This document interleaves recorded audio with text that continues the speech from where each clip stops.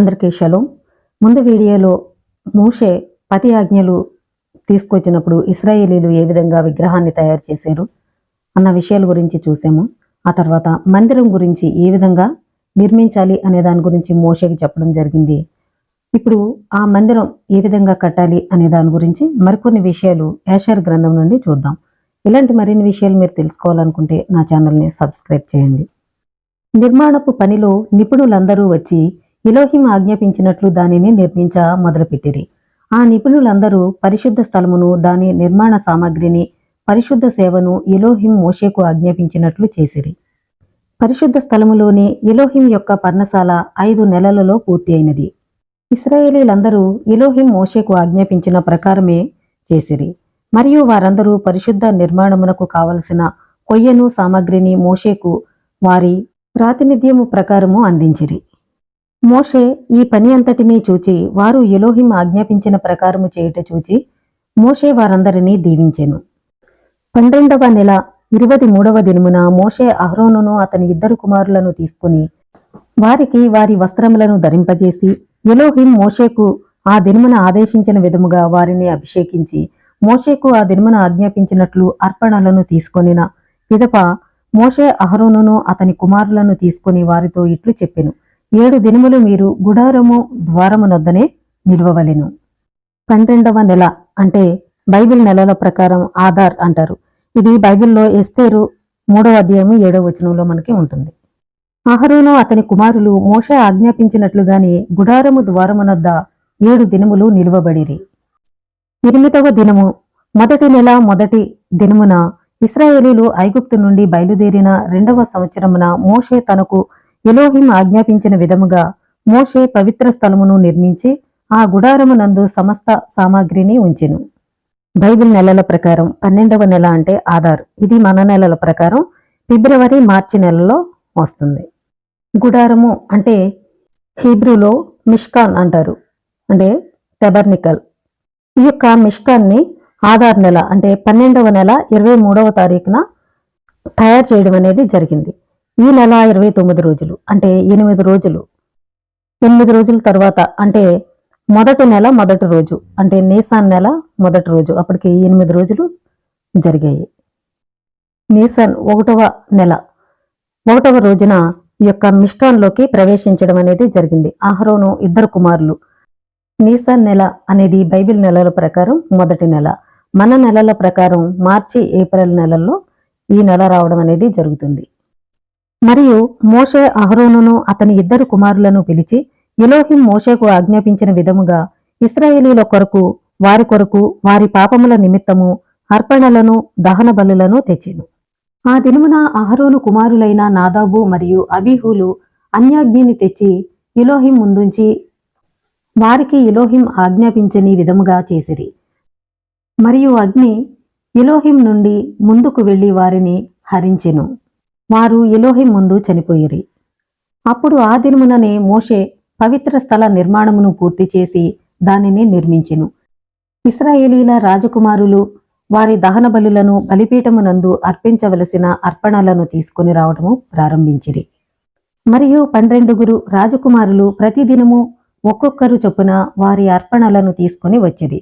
ప్రతి రాజకుమారుడు తన వంతు దినమున తెచ్చిన అర్పణలను 130 వెండి నాణెముల బరువున్న పళ్ళెమును, 70 వెండి నాణెముల బరువున్న వెండి గిన్నెను, ఈ రెండింటితోనూ వాటి నిండుగా నూనెతో కలిపిన మంచి పిండిని నైవేద్యముగా అర్పణగా తెచ్చిరి. 10 బంగారు నాణెముల బరువున్న గరిటెతో దాని నిండుగా సుగంధ ద్రవ్యమును, దహన బలికి 1 ఎద్దు పిల్లను, 1 గొర్రెపోతును, 1 ఏడాది గొర్రెపిల్లను, పాప పరిహారార్థ బలికి 1 మేకపిల్లను, సమాధాన బలికి 2 పిల్ల ఎద్దులను, 5 గొర్రెపోతులను, 5 మగ మేకలను మరియు 5 ఏడాది గొర్రె పిల్లలను, ఈ విధముగా 12 ఇశ్రాయేలు రాజకుమారులు తమ వంతు దినమున ఒక్కొక్కరు ప్రతిదినము అర్పించిరి. మరియు దీని తరువాత ఆ నెల 14వ దినమున మోషే ఇశ్రాయేలీలకు పస్కా జరుపుకోమని ఆజ్ఞాపించెను.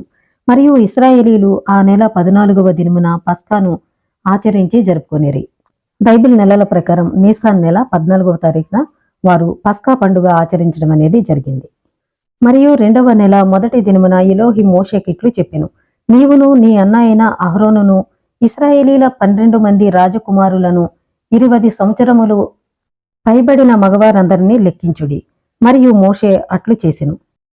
ఇశ్రాయేలీల 12 రాజకుమారులతో కలిసి అహరోను మోషే నొద్దకు వచ్చెను. వారు సీనాయి అరణ్యంలోనున్న ఇశ్రాయేలీలనందరినీ లెక్కించెను. మరియు ఇశ్రాయేలీలు వారి యొక్క తండ్రుల గృహముల చొప్పున వారందరినీ లెక్కించిరి. వారు 20 సంవత్సరముల పైబడిన వారందరూ 3650 మంది. ఇశ్రాయేలీలలో లేవీ సంతతి వారు లెక్కింపబడలేదు. ఇశ్రాయేలీలలో 1 నెల పైబడి ఉన్న మగవారందరూ 22,273 మాత్రము. లేవీ సంతతిలో 1 నెల పైబడి ఉన్న వారందరూ 22,000 మంది ఉన్నారు. ఎలోహిం మోషేకు ఆజ్ఞాపించిన ప్రకారము యాజకులను లేవీయులను వారి వారి సేవల ప్రకారము పరిశుద్ధ స్థలములో వారి వారి బాధ్యతల ప్రకారము వారందరినీ నియమించెను. మోషే ఈ విధంగా గుడారము నిర్మించిన తర్వాత అక్కడ లేవీయులను, దానిలో పనిచేయడానికి లేవీయులను వారి వారి సేవల ప్రకారము ఆ స్థలములో ఆ యొక్క పని నిమిత్తము వారిని నియమించడం అనేది జరిగింది. అంటే ఆ యొక్క మందిరంలో లేవీయులు తప్ప ఎవరూ కూడా దాంట్లోకి ప్రవేశించకూడదు. అక్కడ పాటలు పాడటం కానీ, వాయిద్యాలు వాయించడం కానీ, బలి నైవేద్యాలు అర్పించడం కానీ, ఇవన్నీ కూడా లేవీయులు చేసేటువంటి పని. అక్కడ తోరాని బోధించటం కానీ, ఇవన్నీ కూడా లేవీయుల యొక్క పని. మిగిలిన గోత్రాలు ఎవ్వరూ కూడా దాంట్లోకి ప్రవేశించకూడదు. వారికి వంతుల ప్రకారంగా వారిని నియమించడం అనేది జరిగింది. ఆ నెలలో 20వ దినమున పవిత్ర స్థల గుడారము నుండి సాక్షార్థ మేఘము కొనిపోబడెను. మరియు ఆ సమయమున ఇశ్రాయేలీలు సీనాయి అరణ్యము నుండి ప్రయాణము కొనసాగించిరి. వారు 3 దినములు ప్రయాణము చేసిన పిదప ఆ మేఘము పారాను అరణ్యమున నిలిచియుండెను. అనగా అక్కడ ఎలోహిం కోపము ఇశ్రాయేలీలపై రగిలెను. వారు ఎలోహింను వారు మాంసము తినుట కొరకు పురిగొల్పిరి. ఎలోహిం వారి మాటలకు చెవియొగ్గి ఆయన వారికి మాంసమునిచ్చెను. వారు అలా 1 నెల మాంసమును తినిరి. కాని ఆ తర్వాత ఎలోహిం కోపము మరలా వారిపై రగులుకొనెను. ఆయన గట్టిగా కొట్టెను. వారు చచ్చిరి గనుక వారిని ఆ ప్రదేశమందు పాతిపెట్టిరి. ఇశ్రాయేలీలు ఆ ప్రదేశమును కిబ్రోతు హత్తావా అని పిలిచిరి. ఎందుకనగా వారు తమ శరీరేచ్ఛలకై వారు పాతిపెట్టబడిరి.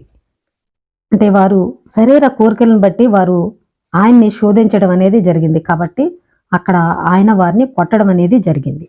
తండ్రి యొక్క ఆజ్ఞ ప్రకారం నడుచుకోవాలి, కానీ శరీరం యొక్క కోరికల ప్రకారం మనం నడవకూడదు. శరీరేచ్ఛలు నెరవేర్చేవారు ఈ విధంగానే చనిపోతారు. మరియు వారు హెజేరోతు నందున్నప్పుడు ఎలోహిం కోపము మోషే నిమిత్తమై మిరియాముపై రగులుకొనెను. ఆమెకు మంచు వలె తెల్లని కుష్టు కలదాయెను. ఆమె మకాము బయట 7 దినములు ఉంచబడెను. ఆమె తన కుష్టు తరువాత తిరిగి మకామునకు రప్పింపబడెను. మోషే మీద సణుక్కోవడం అనేది జరిగింది. ఆయన అక్క అయినటువంటి మిరియాంకి కుష్టి వ్యాధి రావడం అనేది జరిగింది. ఆమె పాళెము వెలుపల 7 దినాలు ఉండడం జరిగింది. ఆ తర్వాత ఆమెకు ఆ యొక్క వ్యాధి తగ్గిన తర్వాత తిరిగి వారితో చేరడం అనేది జరిగింది. ఆ సమయమున ఎలోహిం మోషేతో ఇశ్రాయేలీల నుండి తమ 12 తెగల నుండి తెగకు ఒక్కరి చొప్పున కానాను దేశమునకు వెళ్లి కానానును పరిశీలించమని చెప్పెను. మరియు మోషే 12 మంది మనుషులను కానానుకు పంపించి పరిశీలించి పరీక్షించమని చెప్పెను. వారు అక్కడకు వెళ్లి అట్లే చేసిరి. వారు సీను అరణ్యము నుండి రేకేబు వరకు పరిశీలించిరి. మరియు 40 దినముల అనంతరము వారు మోషే అహరోనుల యొద్దకు వచ్చి వారు తమ హృదయములో ఉన్న మాటను చెప్పెను. వారిలో 10 మంది చెడు వర్తమానమును వారు కానానును పరిశీలించిన తర్వాత ఇశ్రాయేలీలకు తెచ్చిరి. వారితో వారిట్లు చెప్పిరి, మనము కానానుకు పోవుట కంటే ఐగుప్తుకు తిరిగి వెళ్లిపోవుటే ఉత్తమము అనిరి. కాని నూను కుమారుడైన యెహోషా మరియు యెఫున్నె కుమారుడైన కాలేబు మాత్రము ఆ దేశము అమితమైన ఉత్తమమైనదనే వార్తను తెచ్చిరి. కాని ఇశ్రాయేలీలు వారి మాటలకు చెవియొగ్గలేదు. వారు ఆ 10 మంది తెచ్చిన చెడు వార్తనే వినిరి. మరియు ఎలోహిం వారి గొణుగుడును వినిను. ఆయన వారిపై కోపగించుకుని ఇలా చెప్పెను, నిశ్చయముగా ఈ దుష్టతరము నుండి ఒక్కడైనను ఇకపై నుండి 20 సంవత్సరముల పైబడిన వాడు ఈ దేశమును చూడలేడు. యెఫున్నె కుమారుడైన కాలేబును నూను కుమారుడైన యెహోషా తప్ప. కాని నిశ్చయముగా ఈ దుష్టతరము ఈ అరణ్యమునందే నశించిపోవుదురు. వారి కుమారులు మాత్రము ఆ దేశమునకు వత్తురు. వచ్చిన వారు మాత్రమే దాని వారసత్వము పొందెదరు. అలాగున ఎలోహిం కోపము ఇశ్రాయేలీయులపై రగులుకొనెను. వారిని అరణ్యమునందు అటు ఇటు తిరుగునట్లు చేసి ఆ దుష్టతరము గతించి వరకు వారిని అరణ్యమందే ఉంచెను. ఎందుచేతనంటే వారు ఎలోహింను అనుసరించనందున అలా జరిగెను. ఎలోహిం మోషేతో 12 మందిని పంపించి కానాను దేశాన్ని పరిశీలించమని చెప్పినప్పుడు మోషే 12 మందిని కానాను దేశానికి పంపించడం అనేది జరిగింది. వారు వెళ్లి కానాను దేశాన్ని పరిశీలించి వచ్చిన తర్వాత 10 మంది చెడ్డ సమాచారం తీసుకురావడం అనేది జరిగింది. 2 మాత్రం మంచి సమాచారం తీసుకుని రావడం అనేది జరిగింది. ఆ 10 మంది తీసుకొచ్చినటువంటి చెడ్డ సమాచారాన్ని బట్టి ఎలోహిం వారి మీద కోపగించుకోవడం అనేది జరిగింది. ఆ తరం వారందరూ కూడా అరణ్యంలో చనిపోయే వరకు కూడా వారు అటు ఇటు తిరుగుతూనే ఉండడం అనేది జరిగింది. వారి కుమారులు మాత్రము కానాను దేశంలోకి ప్రవేశించడం జరిగింది. ఎందుకంటే వారు ఎలోహిం చేసినటువంటి అనేకమైనటువంటి అద్భుత కార్యాలను చూసి కూడా వారు ఆయన యందు విశ్వాసం ఉంచలేదు, అపనమ్మకంతో ఉన్నారు. కాబట్టి ఎలోహిం ఈ విధంగా చేయడం అనేది జరిగింది. కాబట్టి మరిన్ని విషయాలు తర్వాత వీడియోలో తెలుసుకుందాం. ఇలాంటి మరిన్ని విషయాలు మీరు తెలుసుకోవాలనుకుంటే నా ఛానల్ని సబ్స్క్రైబ్ చేయండి. అందరికీ షలోమ్.